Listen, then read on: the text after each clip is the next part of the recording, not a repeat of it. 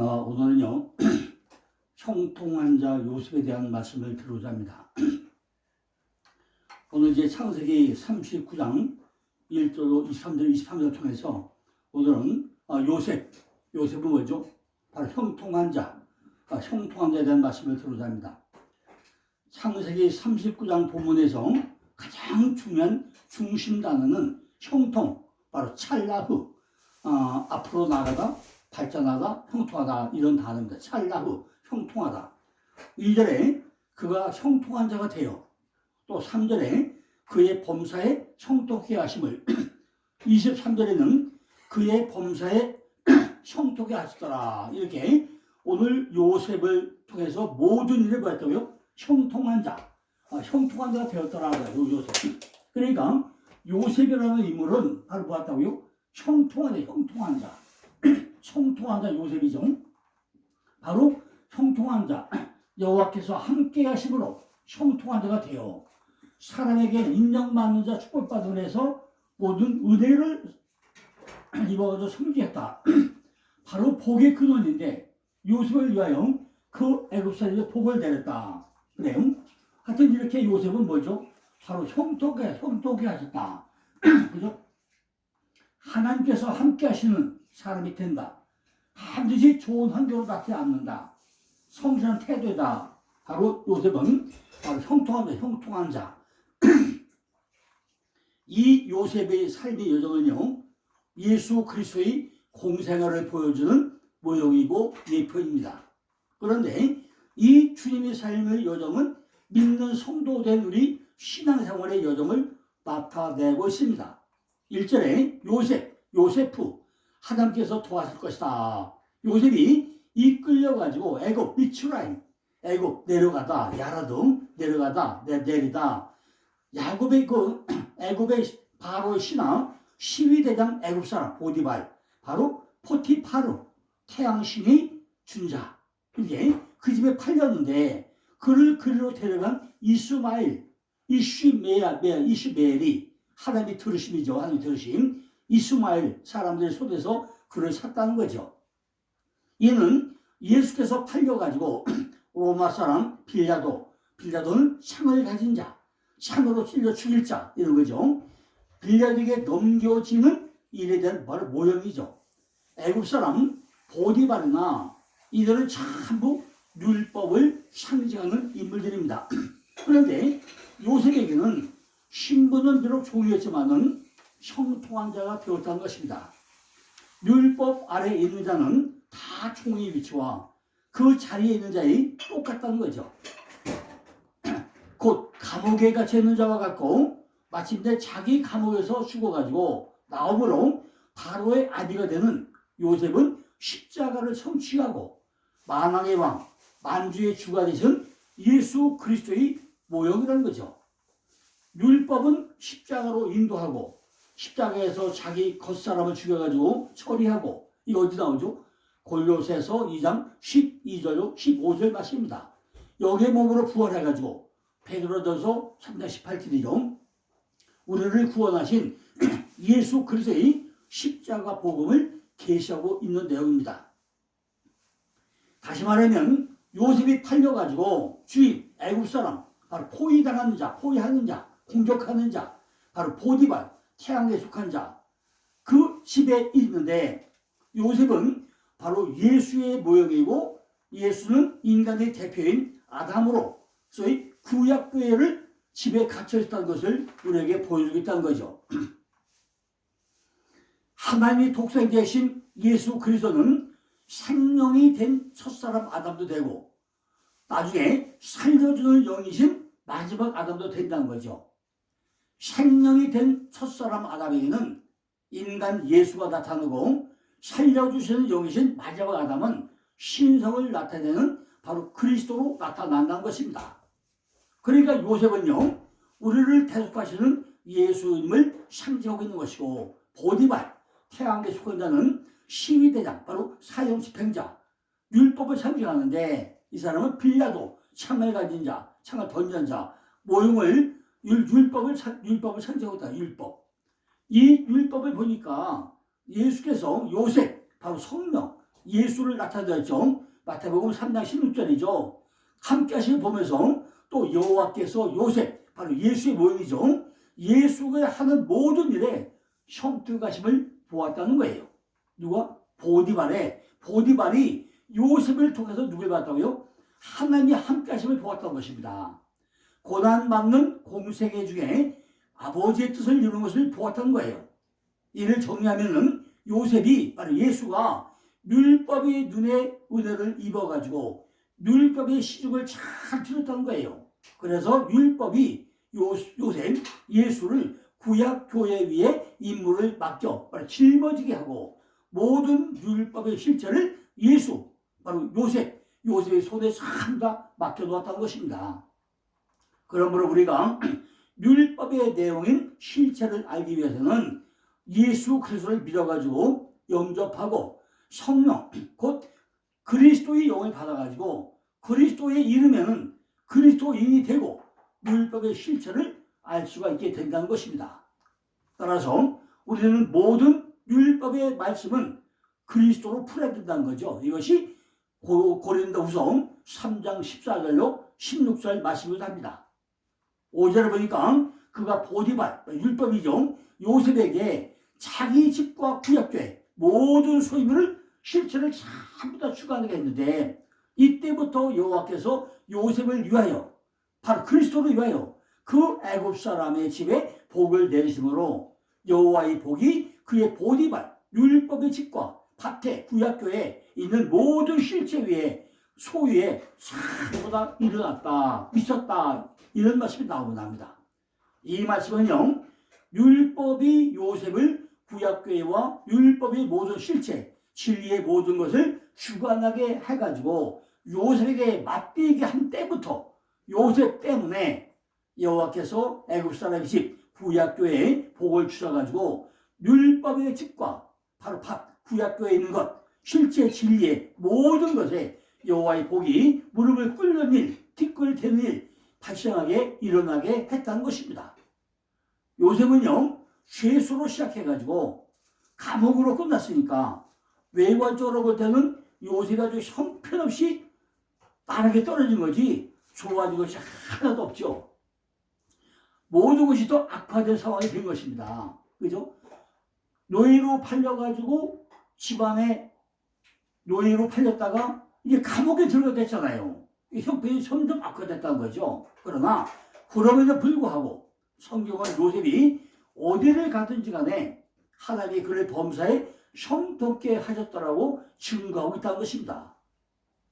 요셉이 후에 애굽의 총리가 되기 때문에 그 결과를 보고 형통이 되고 말하는 것입니까? 아니죠. 이때는 이미 총리가 되기 훨씬 전이죠. 그죠? 그런데 요셉 때문에 범사에 형통케 되었다는 거예요. 요셉은 매일 삶 가운데다 한 가지, 하나님이 그와 함께 하셨다라는 것 때문에 요셉은 매일 인생이 형통한 인생이 되었다는 것입니다. 이렇게 한 사람의 친척도 함께 있지 않을 때도 요셉이 하나님은 그와 함께 하셨고 더구나 애굽 사람의 집에 있을 때도 그의 하나님이 그와 함께 하셨다는 것입니다.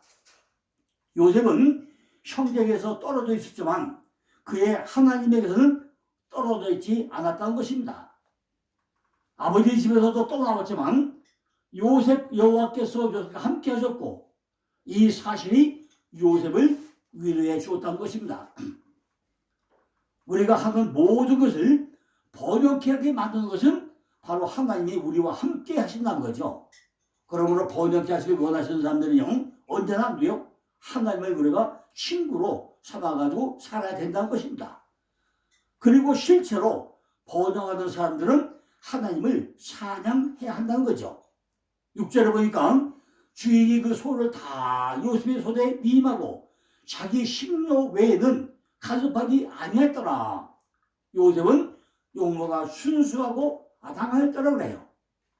그런데 보디발이 빵만 알았다는 것은요, 겉의 양식, 율법만 알고 있다는 거예요. 보디발은 우리들은 반드시 빵이죠. 모형으로 예수의 몸이죠. 바로 유기떡이죠. 영적으로 못 나왔다는 얘기죠. 암을 먹으면 피, 진리, 포도주 그걸 또 마셔야 된다는 거예요. 그런데 보디발은 율법만 섬겨오더라는 것입니다. 여기까지는요, 예수께서 요단 침례를 받은 후에 십자가에 달리기 전까지 공생애를 감당하신 주님의 모습을 요셉이 삶을 통해서 예표하는 말씀을 하고 있다는 거죠. 이 과정이 우리가 걸어가야 할 신앙의 길이고 십자가의 길이라고 로마서 6장 3절로 11절, 로마서 8장 17절에 설명을 합니다. 그런데 본문에 압도적으로 많이 등장하는 내용이 바로 뭐냐? 첫째, 참된 성공은 하나님이 함께 하신 사람이 되어야 한다는 거죠.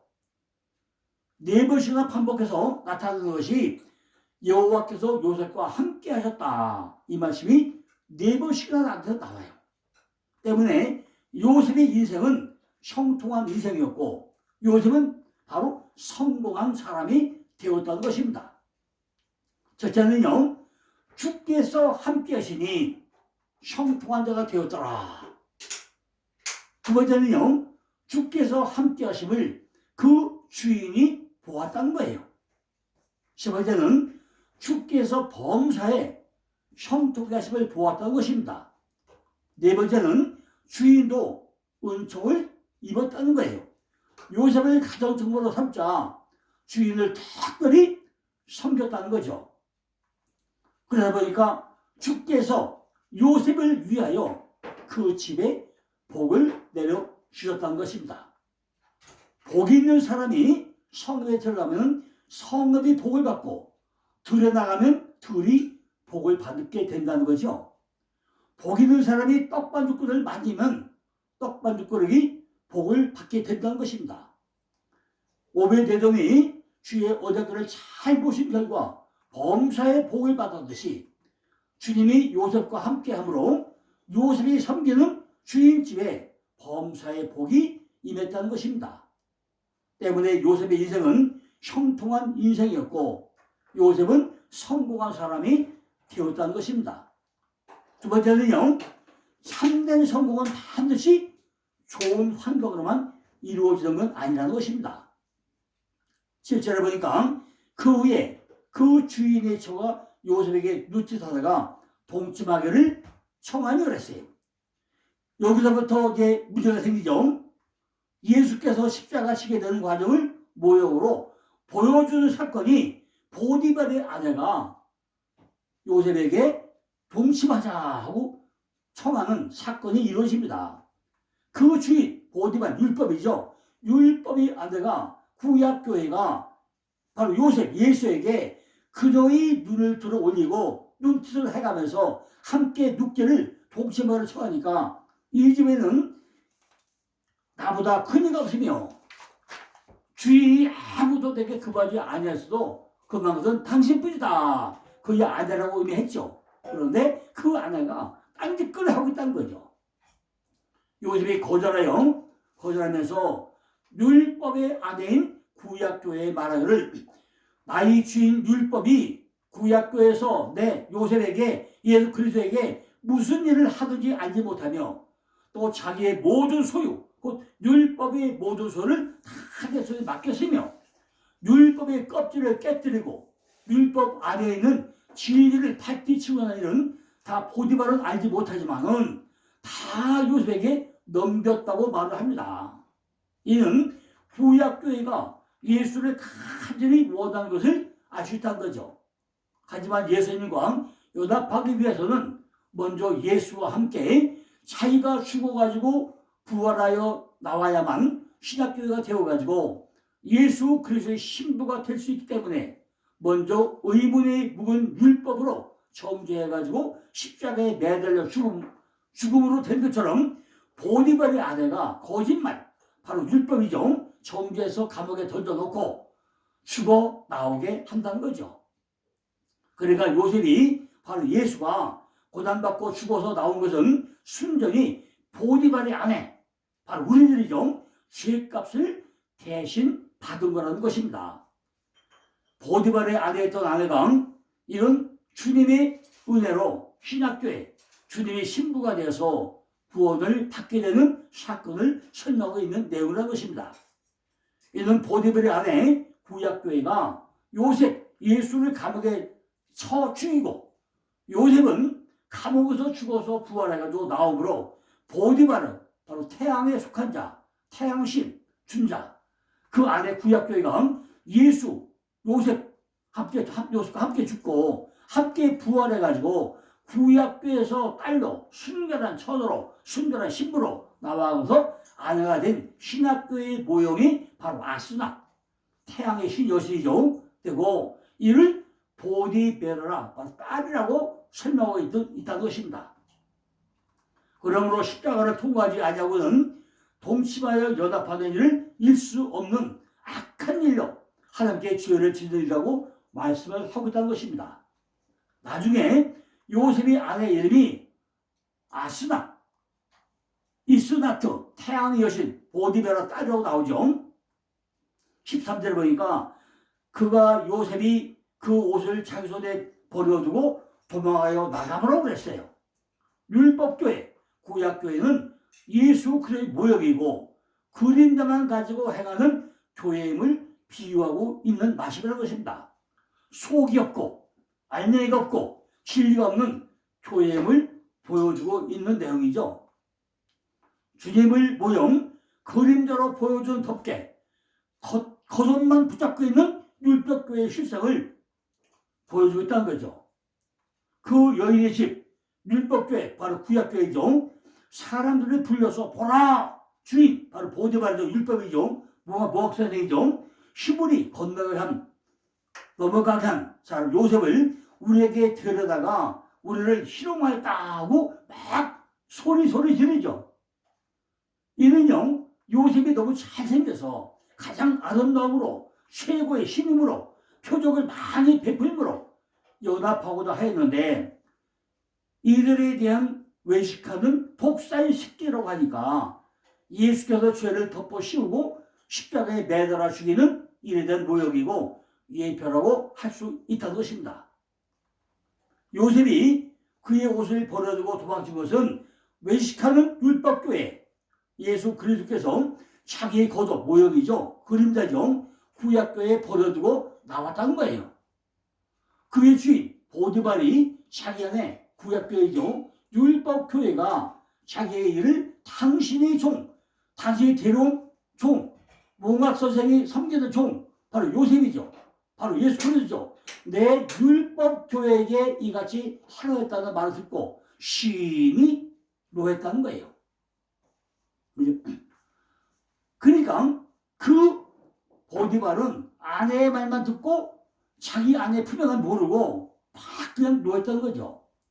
이에 요셉이 주위에 그를 오게 가뒀다는 거죠. 이 말씀은요, 예수 그리스도를 십자가에 매달아 죽인 것을 지금 예표하고 있다는 것입니다. 세상 사람들이 참나 뭐죠? 옳은 건 판단하지 않고 군중 심리를 해가지고 예수를 십자가에 매달잖아요. 그와 똑같은 사건을 한 거죠.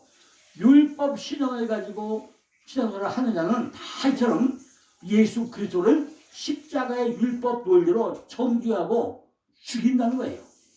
그러나 간수장이 요셉에게 감당하도록 또 은혜를 베풀었다는 것입니다. 또한 간수장은요, 그의 손에 맡긴 것을 무엇이었는지 살펴보지 않았다는 것은요, 예수께서 십자가의 죽으심으로 아버지에서 다 이루었다는 의미인 것입니다. 이는 하나님께서 요셉, 바로 그리스도께서 함께 하심으로 그 성령을 주심으로 범사에 형통케 했다는 거죠. 그러므로 요셉은 하나님께서 신에게 주신 사명을 수행한 사람이라고 볼 수 있다는 것입니다.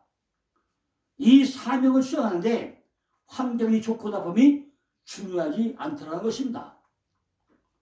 예수님이 언제 호의호식하면서 지낸 적이 있으십니까? 세상적으로 출세했습니까?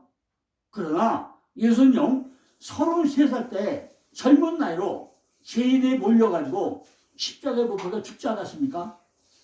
그러나 우리는 예수님께서는 최고의 성공자라고 믿고 있는 사람들 아니라는 거죠. 왜냐하면 예수님은 자기 백성을 저희 주에서 구원할 자라는 사명을 깨닫고 그 사명을 이루신 이스라엘 사셨기 때문이라는 것입니다. 이와 같이 실패자 같은 요셉도 성공자가 되어가지고 형통한 복을 누리고 있다는 것입니다. 형제들의 질투와 경쟁이 그의 가족을 멸망하도록 위협했지만 그 일이 야곱의 가족을 보존하는 계임을 증명하고 있다는 거죠.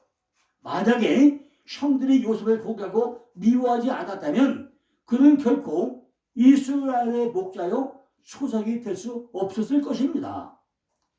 성경은 아무렇지 않게 그의 고통스러운 삶을 만사 형통이라고 기록하고 있다는 것입니다. 그래가 형들에게 팔려서 노예가 되고 모함을 받고 감옥에 갇히고 하는 이 모든 일들이 만사 형통의 과정이었다는 거예요. 그렇다면 그 만사 형통한 단어가 함의하고 있는 구체적인 내용을 한마디로 하면 무엇이냐는 거죠. 시편 105편 17절 19절을 보니까 요셉이 고단히 잡고 있는 만사 형통의 의미가 정확하게 그곳에 기록이 되어 있습니다.